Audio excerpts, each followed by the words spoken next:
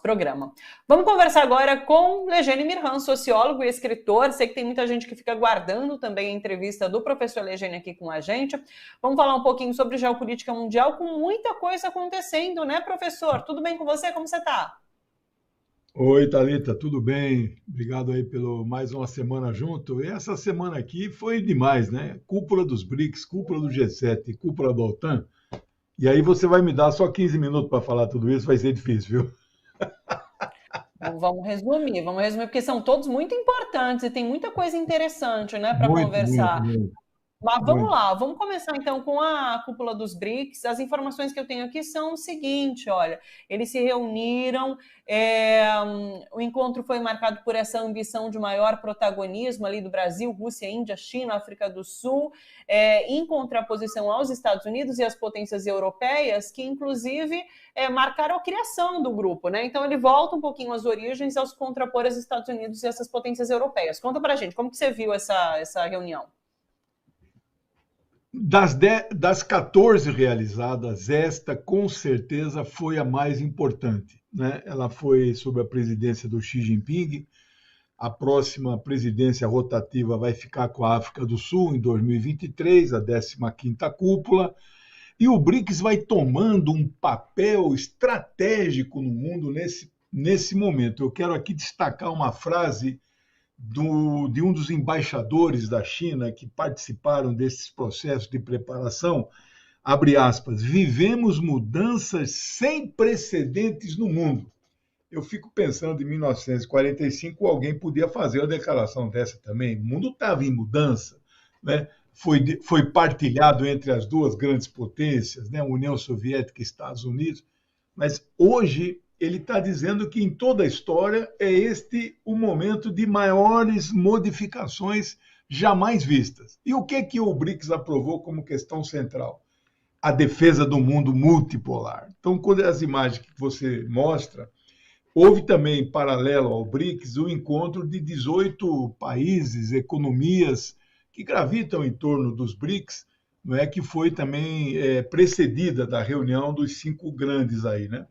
O Brasil, como sempre, é inexpressivo e, na verdade, a postura desse que se apresenta como nosso presidente foi dentro da linha adotada historicamente pelo Itamaraty. Então, ele concordou com tudo e as decisões foram tomadas por unanimidade. Eu acabei de salvar agora, o documento final tem 75 itens, 11 páginas em corpo 10. Você que é jornalista sabe o que é corpo 10. Isso foram as resoluções. É impressionante a quantidade de resoluções. Aí daqui a pouco vamos falar do G7. O G7 luta contra tudo isso. Porque isso é muito substancioso. É um outro mundo, que não é este mundo que nós vivemos, né? Então, esta reunião foi a mais importante e eles decidiram abrir o BRICS. Hoje no mundo tem 3 blocos, né? O G7, o BRICS e o G20. Tem outras coisas pequenas, assim, mas não aparecem na mídia. Hoje o BRICS tomou um posicionamento e ganhou um destaque no mundo como o bloco de maior enfrentamento para conter a expansão do imperialismo estadunidense. Que, aliás, vamos ver também daqui a pouco, eles tomaram a decisão de expandir para o mundo inteiro o seu poderio, não só mais econômico, político, diplomático, mas militar. Então, esta reunião hoje foi, de fato, estrondosamente importante e os ecos de suas decisões nós vamos ouvir durante muito tempo ainda, né? É claro que tudo isso que eles decidiram hoje é o reflexo daquele acordo assinado 4 de fevereiro, lá na abertura dos Jogos de Pequim, né, que nós também já comentamos aqui, 10 páginas, corpo 10. Então, é um mundo entrando nesta nova era multipolar. Sim. Até esse momento, a Argentina e Irã que pediram para adentrar o BRICS, né? Isso, eu ia falar, né? Eles tomaram a decisão de expandir, né? Agora eles vão definir critérios. Todos os blocos têm critérios. Por exemplo, a Organização de Cooperação de Xangai, fundada em 2001 por 5 membros, hoje tem 12. Por um tempo, o Irã era observador deste bloco. agora ele é membro pleno. Então, eu acho que eles vão definir os critérios, mas a tendência, Thalita, é o BRICS ter o papel que na década de 60 era o papel do MPNA, Movimento dos Países Não Alinhados, fundado por Julius Nyerere, por Gamal Abdel Nasser, Iosif Broz Tito, depois Zhou Enlai e Fidel Castro aderiram. Um papel importantíssimo. É esse o caminho dos BRICS Plus. Eles vão ampliar muito. Em contraposição aos BRICS, tem então o G7, né? A cúpula acabou ontem, na terça-feira, na Alemanha, e daí com uma série de declarações sobre essas tensões no mundo. Daí o grupo anunciou mais apoio à Ucrânia e endureceu posição sobre a China, né? É um resumo de tudo que eu dei aqui. Conta mais pra gente. Bom, vocês vejam que os calendários no mundo não são por acaso. Essa reunião do BRICS estava marcada há quase um ano, né? Eles marcam uma logo em seguida e depois marcam a OTAN em seguida do G7, né? Por quê? Estão em movimentos no mundo, as placas tectônicas, é como se você tivesse aquela fase de bilhões de anos atrás, a deriva continental, não é? Os continentes estavam se afastando, então as placas estão se movimentando.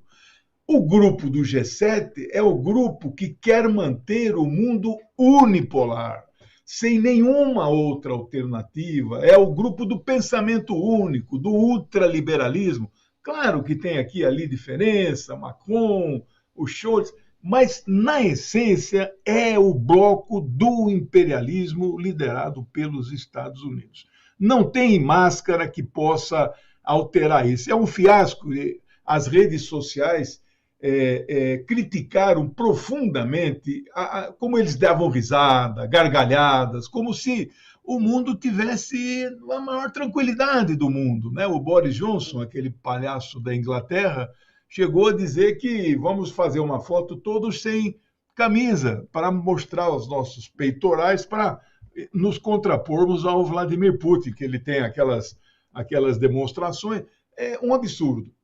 Eu fico imaginando, a principal decisão que eles tomaram foi apoio infinito à guerra da Ucrânia. Então está aí o palhaço, o comediante que se apresenta como presidente de um país, é um capacho, um subalterno, né? Então, a única decisão, parece que os países dele não têm nenhum problema no mundo. Então, a decisão mais relevante foi levar as últimas consequências à guerra na Ucrânia. Ou seja, eles disseram ao mundo, olha, não terá paz, esta guerra não será curta, se depender de nós. Eu tenho convicção de que não depende deles, e esta guerra está com os seus últimos dias em curso. Não será tão longa como eles estão desejando. Não há mais soldados na Ucrânia suficientes para operar a quantidade de armas que eles estão entupindo o país. A segunda grande decisão importante que eles tomaram é aprovar um pacote de 600 bilhões de dólares, mas isso é uma mentira. É um pacote para ajudar os países em desenvolvimento. Isso é uma mentira. A China, desde 2013, quando o Xi Jinping tomou posse, são 9 anos, ela vem fazendo as rotas da seda, chamado o projeto Cinturão e Rota. Ela, nestes 9 anos, gastou 5 trilhões de dólares em 150 países, 20, inclusive, do nosso continente, né? Eles, para se contrapor a isso, porque a China está ocupando um espaço fenomenal no mundo, eles, então, daqui a pouco vamos ver com a OTAN, eles tomaram decisões para conter a China também, militarmente. Mas eles, então, para não ficar mal na cena, eles aprovaram um pacote, mas eles não têm dinheiro. Não há dinheiro suficiente nem para os problemas internos desses países, quiçá eles despenderem aí 600 bilhões de dólares para ajuda. E, no máximo, se alguma ajuda sair bilateralmente, é aquilo que nós sempre dissemos, esses contratos entre Estados Unidos e algum país é do tipo ganha-perde, né? Não é igual aos que a China faz. A China ganha com os contratos dela, mas é o chamado contrato ganha-ganha. Os dois lados ganham, né? Então, é outra concepção, não é? E nós temos aí, então, este bloco do G7 que vai se caracterizando como o bloco de tentativa de conter o bloco dos BRICS. Então, o mundo, que já é unipolar do meu ponto de vista, mas é uma multipolaridade ainda frágil, o mundo é multipolar, mas na prática ele está voltando à bipolaridade do pós-guerra de 1945. Por quê? O Brasil vai virar um polo, vai voltar a ser um polo a partir de janeiro, mas ele é o polo dos BRICS. Então, o mundo terá hoje, basicamente, dois grandes polos, né? O polo do imperialismo, com os países clientes satélites, né? E a União Europeia subordinada, e o bloco que enfrenta este imperialismo, que no passado chamava União Soviética, hoje chama-se BRICS, né? Nós vamos ter aí o Brasil fortalecendo isso, e a Índia, é provável que em 23 também ocorra uma mudança na direção. Ou seja, o BRICS vai ficando um bloco cada vez mais unido, monolítico, politicamente, não necessariamente ideologicamente, mas de enfrentamento ao imperialismo estadunidense, com uma grande vantagem. Este BRICS, neste momento, é liderado por dois países. Um país governado pelo Partido Comunista, que é a China, e um outro país que já foi comunista, governado pela Rússia, que hoje guarda muito ainda deste passado soviético, né? Então, é uma situação nova, muito interessante, e aquilo que nós vivemos mudanças sem precedentes se manifesta também pelos ecos das decisões do G7, né? Vamos para a OTAN agora, porque teve cúpula da OTAN, como você cantou aqui no Ah, começo, e tem uma notícia que é a de que a Turquia abriu caminho para a anexação ali de dois países à OTAN, né, que são Suécia e Finlândia, e daí representa de fato uma mudança de opinião, inclusive da própria Turquia, né? Então conta para a gente sobre essa cúpula e sobre essa possível anexação. eu estou preparando no meu pequenino canal da Geopolítica um programa especial sobre a OTAN. A OTAN é a organização militar que age no teatro europeu, formado em 1949, que até 1997 ela teve a adesão dos fóruns originais, ela era integrada por 16 países.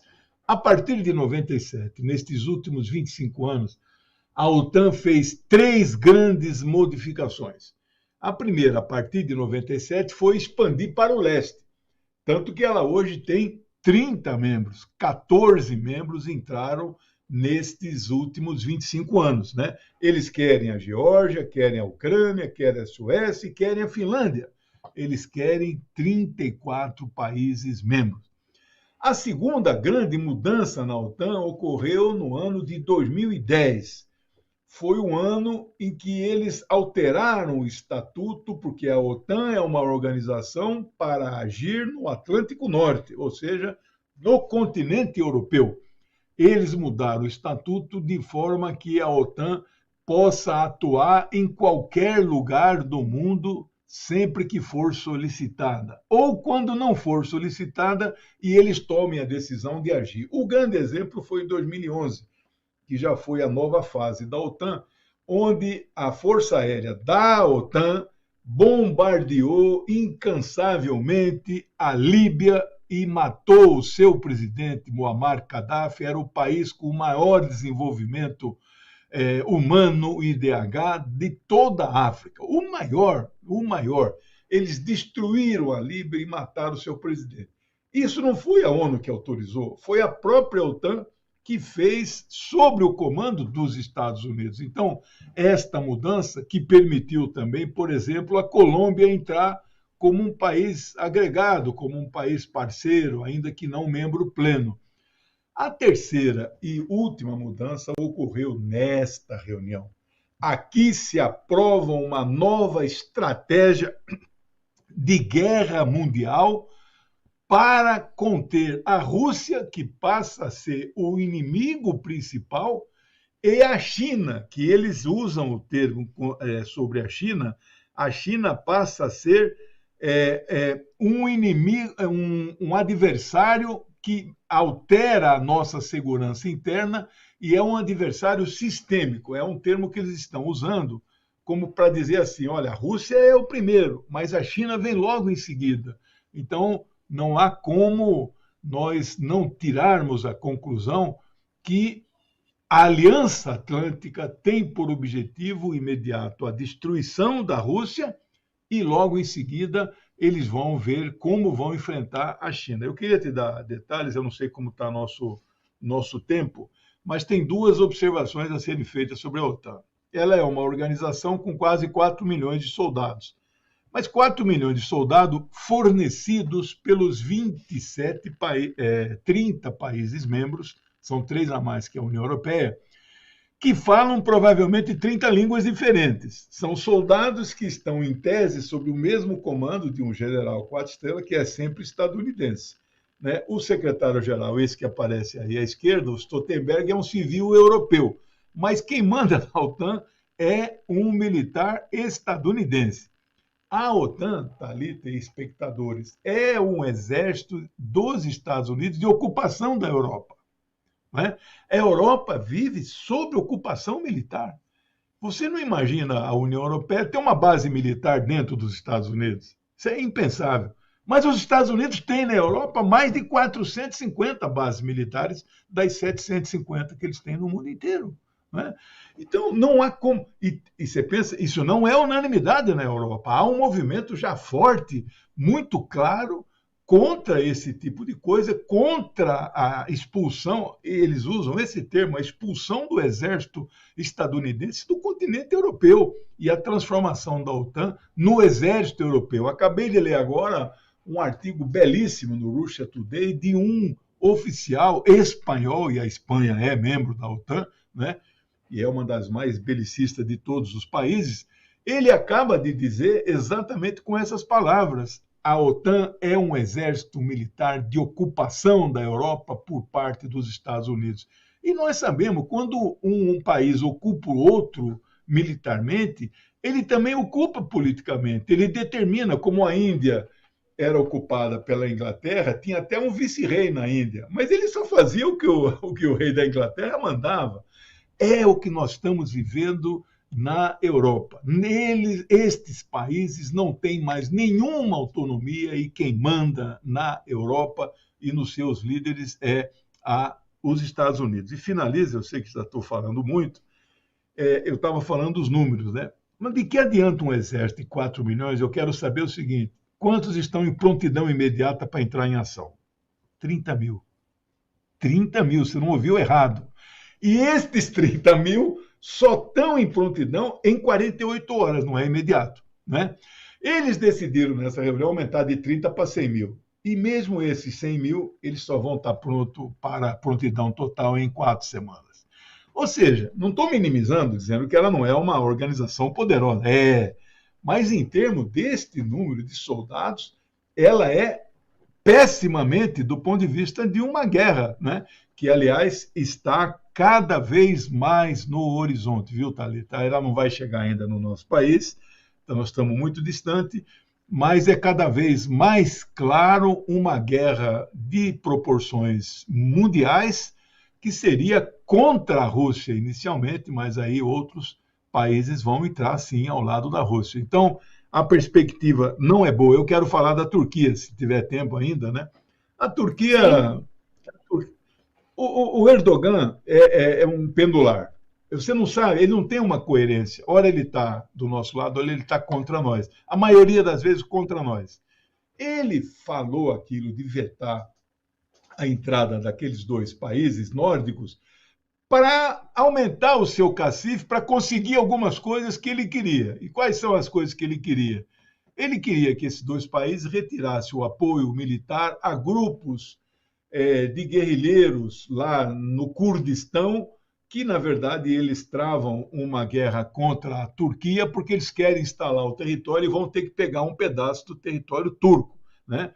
É o PKK e o PYK. Então, são 2 partidos que têm um braço guerrilheiro, né? E a Finlândia e a Suécia apoiam. Então, ele conseguiu, nesta conversa que ele teve, que esses países, então, minimizassem esse apoio. Mas não foi só isso. Ele é interesseiro. Ele conseguiu ter acesso a alguns armamentos que os Estados Unidos estavam vetando. Por quê? Porque ele compra armas e compra principalmente o sistema S-400 de antimísseis da Rússia, que é o mais moderno do mundo. Então ele, na verdade, fez esse jogo de cena para barganhar, né? O termo que eles usaram aí para caracterizar a China é o nosso desafio sistêmico. E a frase literal que eles falaram é: a China desafia nossos interesses de segurança e tenta minar a ordem internacional. Então, aí sinaliza claramente: a Rússia é o inimigo imediato e a China é o inimigo que eles vão atrás logo em seguida. Que bom, acho que conseguimos então dar uma geral em Conseguimos. BRICS, G7 e OTAN, que são esses 3 grandes acontecimentos da semana.